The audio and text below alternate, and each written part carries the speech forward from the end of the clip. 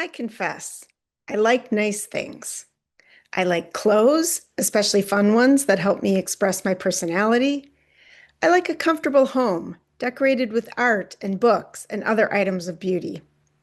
And as a crafter myself, I really appreciate well-made items and want to take good care of them. My love of knitting, home decorating, and thrift shopping has led me to corners of the internet with like-minded folks. At first, it was all fun, swapping knitting patterns and sharing estate sale finds. But then bloggers became influencers and they got brand deals. So their online content was all about hawking stuff to buy. A bit ago, I noticed another trend online, one rich in irony. The same folks who were sharing shopping hauls and unboxing their Amazon deliveries began sharing the joy to be found in getting rid of the very stuff they kept buying.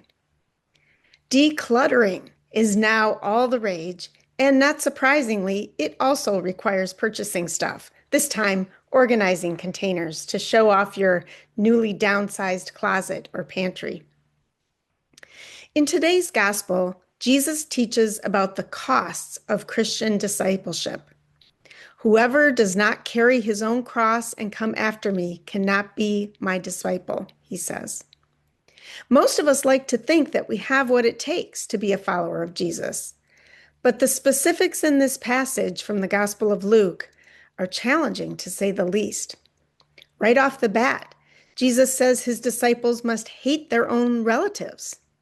Now, biblical scholars, or most of them, see this as hyperbole, especially since it contradicts other biblical tenets, such as the commandments to honor your parents and love your neighbor.